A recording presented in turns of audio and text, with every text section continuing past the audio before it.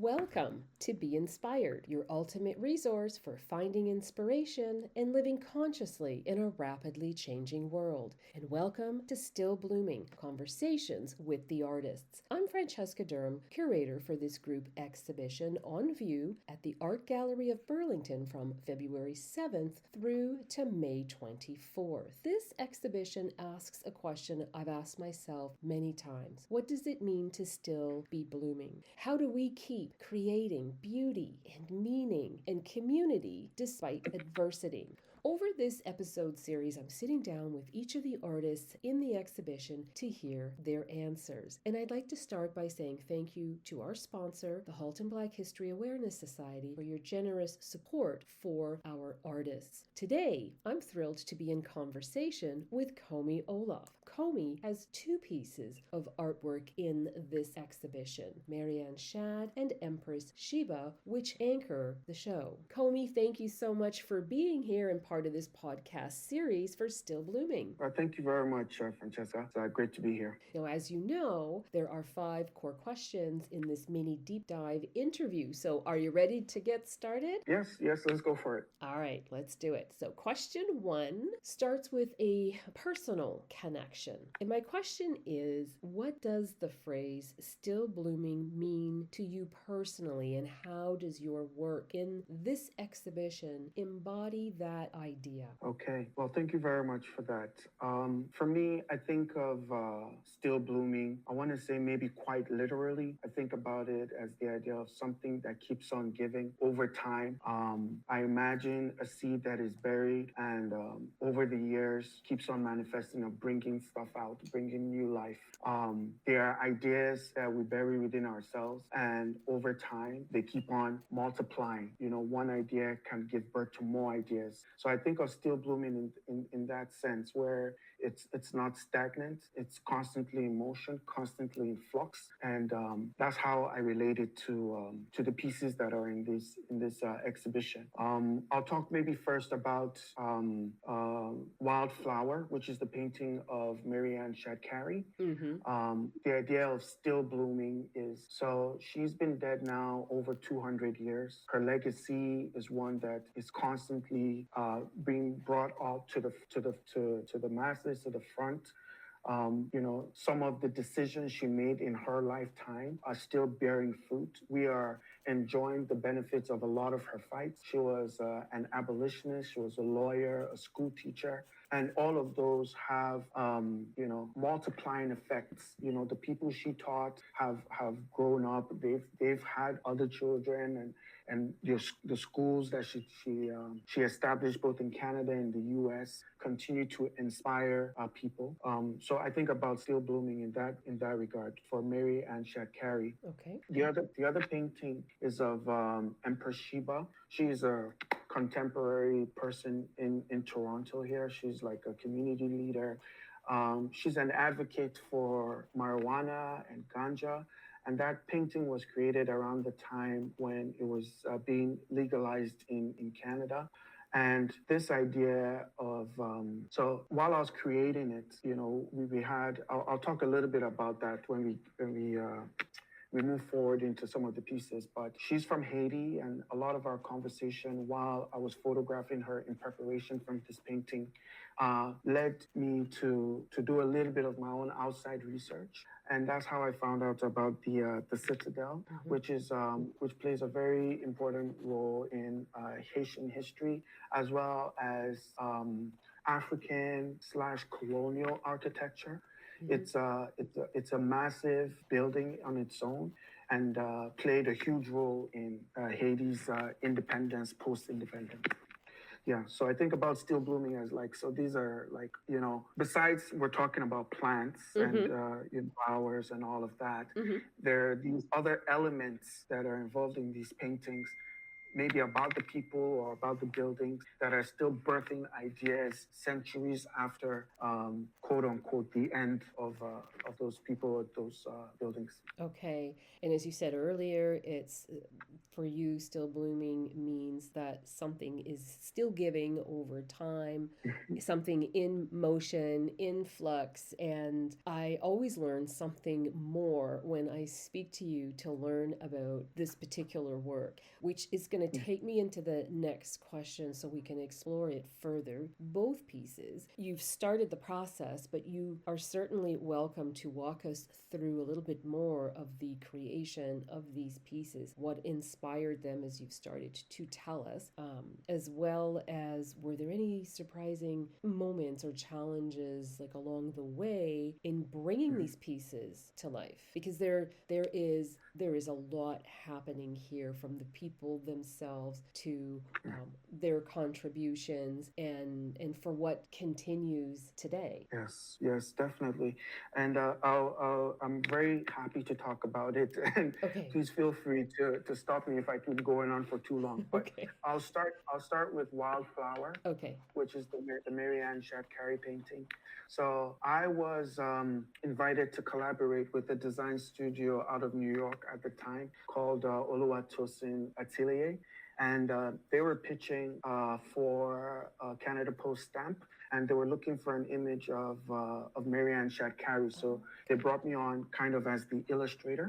And we had a few conversations. I sent them my portfolio. And at the time, I had a lot of previous paintings about flowers and called the Nubian Empress.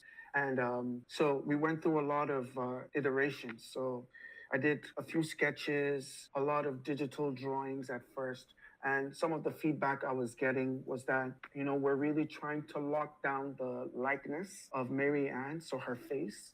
And for me, what I was going off of were the few, there's like one major photograph of Mary Ann. So trying to reimagine her face based off that image was pretty challenging for me. Okay. At the end of the day, I ended up relying on both that photograph. There was a painting someone else had done maybe, I want to say 30 years ago. And then there was also a very famous, there are a few famous sculptures, maybe 3 sculptures of Mary Ann all over Canada right now. And so I based my image based off of those 3 elements. So trying to look at where her beauty mark was, the spots in her face.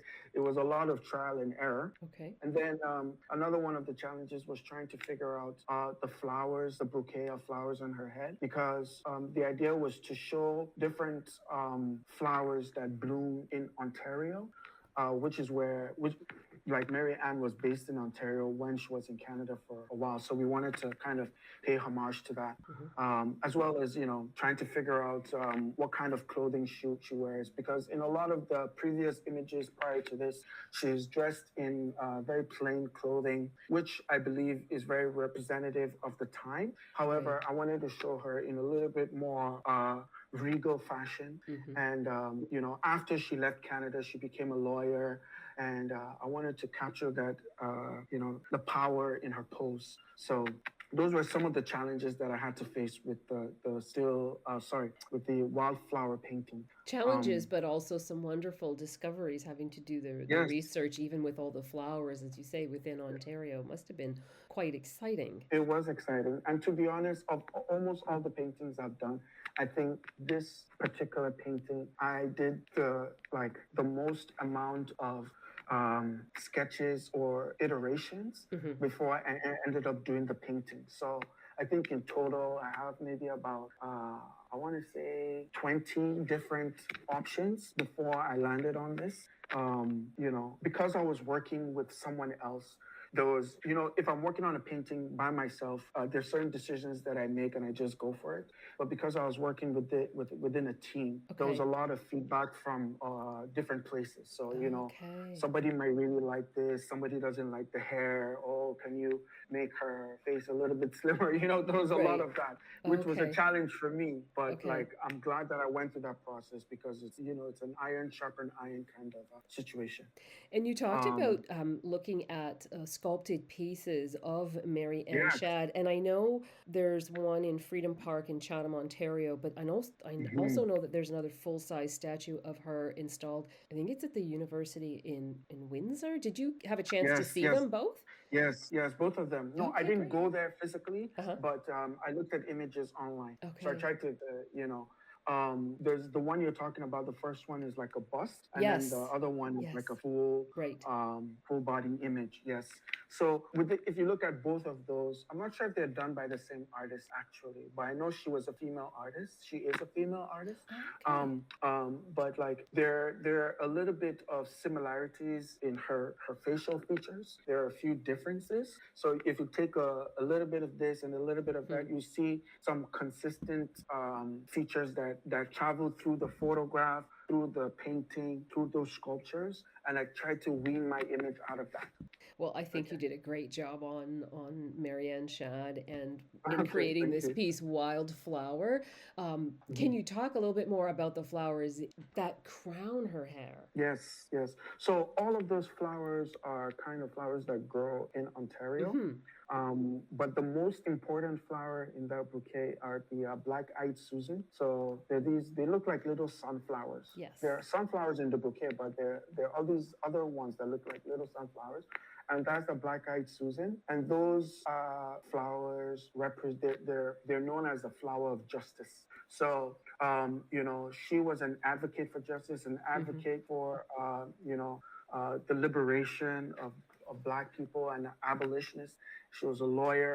So, justice is like a theme that follows through her whole life. Even her father and her parents they were like station masters. They were a stop on the Underground Railroad. Hmm. So like this is something that has been in her family for a long time. So that black-eyed Susan is the most important flower in that Okay. bouquet. Okay. And it's a gorgeous painting, and I can't wait for people to see it. And I do Thank believe you. when we were talking about the bust itself, I think it was by somebody of the artist's name was Lane. That's the one that's in Chatham. But there was also a mural that was done, and that one was at the Oh Mackenzie yes. House in Toronto. Did you see that Yes, one?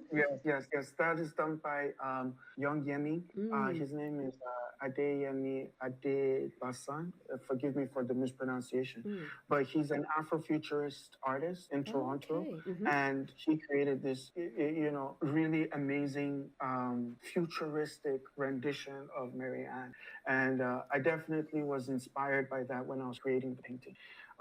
The image that he definitely has a style that comes out in the work, but the image, like her facial features, Right. are you can see the similarities with that and like the original photos and the paintings. So when I was working on my painting as well, I definitely had a look at that as well to figure out what features will carry on onto this painting. Wow, so much history, so much insight. Thank you for explaining all that's gone into that gorgeous painting.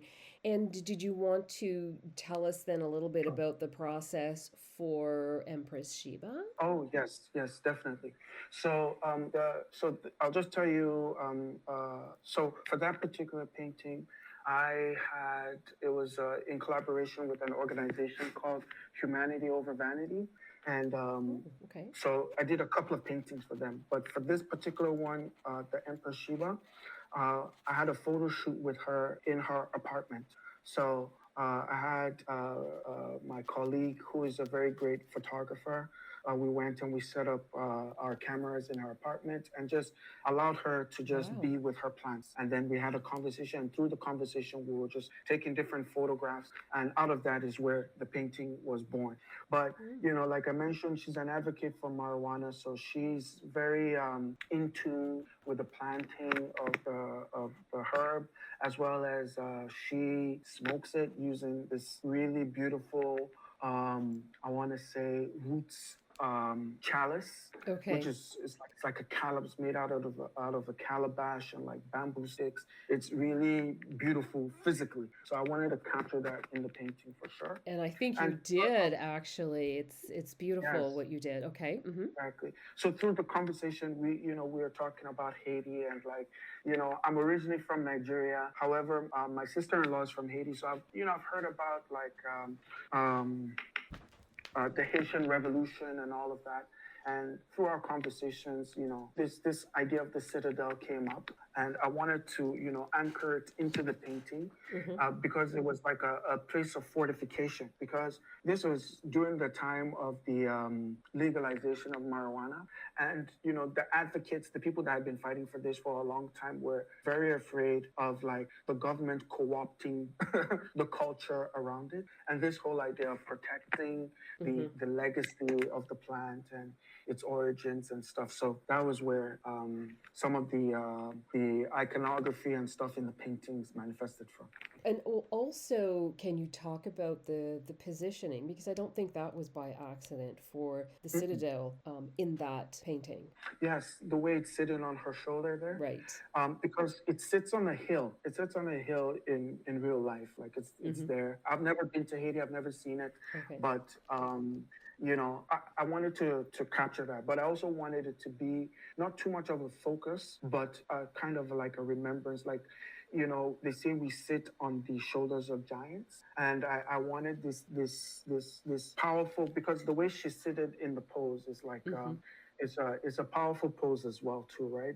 It's almost from looking down, looking up almost, and I felt like the best place to place it was, kind of meshing it into her body on her shoulder, so it kind of sits on her shoulder, and it's surrounded by all these little small bushes that look like Is that the hill? little. Representation of the hill. Yes, but under Okay. the hill, there are all these little tiny like bushels. Oh, That's the okay. best way I can explain it. And I think Okay. about it, yeah, like little herbs or like little plants. Okay. So, anyways, yeah. And again, that's something I had never seen before until you just mentioned it now, which is why I'm so glad Okay. we're having this conversation because there's so much to learn from your work. But let's go into my next question that really talks about the botanical imagery as language. We talked about and touched on it a little bit. But the exhibition explores how flowers and the botanical forms can be languages of survival and memory and resistance. So, when you think about these two paintings that you have anchoring in this exhibition, what are your botanical forms saying? What story are they telling? If you wanted to wrap that up between the two images. I think both of them kind of speak of resistance and justice. Um, you know, the Mm-hmm. marijuana plant has gone through a lot of, political, social changes for millennia now. It's used in building materials, but it also has its medicinal uses. And, it's been outlawed in a lot of countries. In some countries, if you're caught with marijuana, you could be killed pretty much. So there's this advocacy around that. Um, with the black-eyed Susans and the other flowers in Wildflower and Mm-hmm. with Ann Shadd Cary. I was speaking to a journalist the other day, and I was talking about when I first started painting.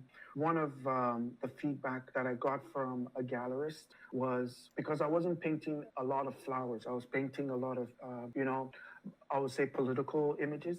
And he was like, if you want to sell your paintings, paint flowers. And I was very against the idea. But throughout my life, I've come to understand and see the value of flowers. Besides their beauty, they also tell stories, in a lot of the epics that we think about Mm-hmm. of like, theater or, You're talking about movies? epics, movies, Mm-hmm. shows, paintings, flowers usually they appear They and they tell do. different That's true. stories, Yep, that's either true. poison or like a show of love or something. So, I'm not sure if that answers your question, but for me, it's almost a spiritual thing with the flowers and the plants. I think that's a beautiful way to sum it up and take me into my next question, which is about softness and power and how the Mm-hmm. exhibition is repositioning softness as sovereignty. And as we spoke earlier, what I mean by that is reclaiming the tenderness and the care and the vulnerability as forms of power, especially for people whose bodies and histories have been shaped by survival. So, challenging the idea that beauty or botanical imagery is just decorative or decoration. How is your work speaking to this tension between softness and strength? Yeah, that's a very great question, a very important question. And I feel like, generally in life, like I was born in the 80s and grew up in the 90s and early 2000s. And there has definitely been a shift in the general global zeitgeist of softness versus hardness. Growing up young in Nigeria and Africa, like I'm not saying we were trained to be hard, but that was what, strength looked like, but in this day and age, that is almost toxic. And you can see the effects of that when it goes unchecked. And there's a gradual move and a gradual manifestation of softness. And I feel like, you think about water. Like when I think about softness, I think about water. So you have water dropping from like a tap or a faucet. As itself, it's nothing, but over time, it can chip away at the hardest rock. It can chip away at like something. Just the persistence of softness, I think, eventually yields to strength. In terms of botanical and like flowers and plants, I don't know how I can tie it together for you, but I see it as a gradual. I see it as a manifestation of what our generation is experiencing at this time. I think that's well put. There's nothing else that needs to be said. And I think you summed it up perfectly when you said persistence of softness yields to strength. Let's just leave it there and give people a little bit of something to think about. And let's move on to, I think this is the second last question that I have. But if somebody was to encounter your work, Komi, in this exhibition, or even if it's online and they're looking at the digital catalog, what do you hope they will take away? What do you want them to feel, to see, to understand? I'd like them to be inspired. I'd like them to for the Mary Ann paintings specifically. I'd like them to, I hope it sparks an interest in the historical struggle that Canada has gone through. Like I mentioned, I'm an immigrant in Canada, and I didn't know about Mary Ann until I moved here, and it wasn't until maybe 10, 15 years after I had been in Canada that I heard about Ann Shadd Cary. So I feel like she's one of these really important historical Canadian characters that I hope more light gets shed on. I feel like when people see the work, I hope that they know that that Black Canadian art, or like art in general, is thriving and still blooming in Canada. And I agree with you. I hope they advocate for more shows like this. More shows where work could be showcased for a public. Yeah. Okay. And my last question, and you've touched on different aspects of this question for answers, but I will bring it back to you one last time to say who has influenced your understanding of beauty, resistance, or even creativity. Are there artists, thinkers, or even community members who shape your work? Whether it's one person, a group of people, or does something come to mind where you just say, you know what, this has been a huge directive for me going in this direction, or it's split off between two different avenues. I don't know. Every artist is different, but I am curious. Okay. Well, for me, to be honest, like I would be lying if I say I don't have specific artists that I admire. A lot of them are like long dead and gone. Mm-hmm. But there are certain things that they did in their lifetimes Mm-hmm. that give me fire. There's in fact I'll speak specifically about one artist. Okay. Yeah, and like I usually try and give light to Black artists that have inspired me, like like Kende Wiley and Tayo Kwe from Nigeria, and Victor Ehekameno. I like to give those guys their flowers because like it's important.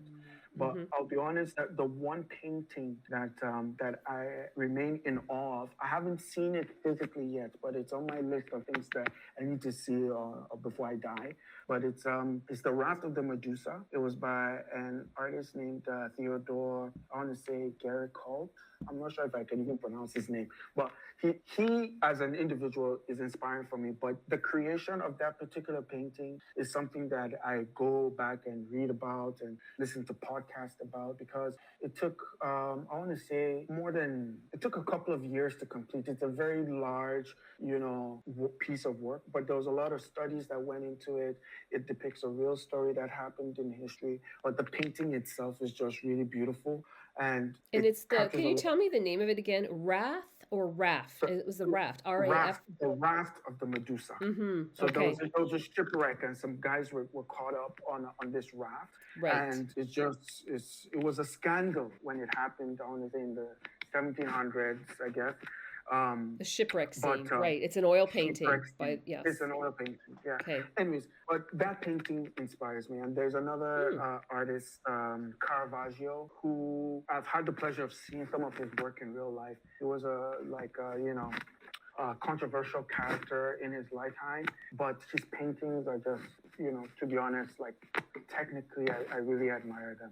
So I'll say those two are kind of my inspiration.